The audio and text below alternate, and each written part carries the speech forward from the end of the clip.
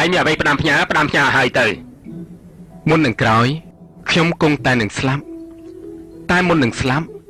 យើងចូលរួមសប្បាយទាំងអស់គ្នាដូច្នេះលោកត្រូវតែស្រាយចំណងដៃខ្ញុំសិនខ្ញុំអ្នករាំ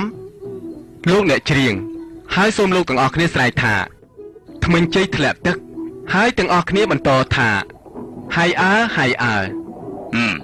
បើអញ្ចឹងអ្នកទាំងអស់គ្នាឮហើយអញ្ចឹងយើងសាកមើលថ្មិញជ័យធ្លាក់ទឹកហើយអើថ្មិញជ័យធ្លាក់ទឹកហើយអើចាញ់ដំណើរ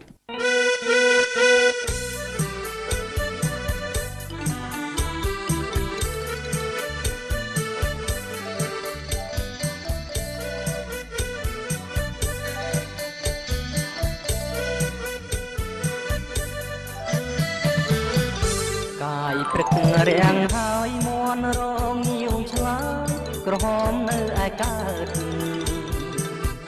ពួកយើងខំស្រោតអើយខំរូតអើយដំណើរយើងច្រៀងហើយអ៊ំទូបនដាច្រៀងជូនដំណើរអ្នកក្នុងបណ្ឌិតថ្មិញជ័យធ្លាក់ទឹកហើយថ្មិញជ័យធ្លាក់ទឹកហើយពួកយើងខំទៅសំដៅទឹកជ្រៅនឹងអាលោកលេពួកយើងខំទៅសំដៅទឹកជ្រៅនឹងអាលោកលេច្រើនទុំលាក់ទឹកអ្នកថ្មិញជ័យនឹងអាលវើវៃទូលព្រះរាជា